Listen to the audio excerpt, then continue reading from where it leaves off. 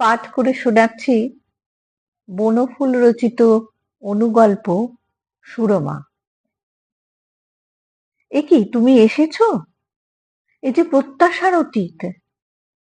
সত্যি সুরমা নামলো একটি রিক্সা থেকে।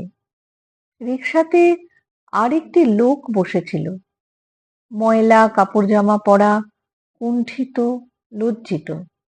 সুরমা একটি থলি নিয়ে নেমে এলো। এসো এসো, বসো, চলো ভিতরে যাই।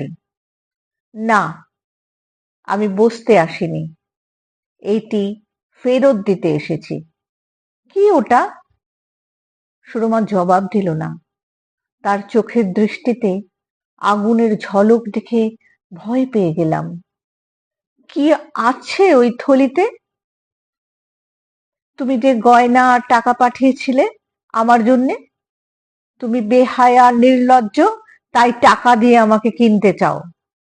আর আমার স্বামী ভীতু ভালো মানুষ, ভদ্রলোক, তাই তোমাকে জুতো পেটা করেনি। এই নাও। থলিটা ছুঁড়ে ফেলে দিয়ে চলে গেল সুরমা। উঠে বসলো রিক্সাতে। ময়লা কাপড় পরা, কুণ্ঠিত, লজ্জিত যে লোকটা রিক্সায় বসেছিল, তার মুখে তখন হাসি ফুটল। সে ওর স্বামী।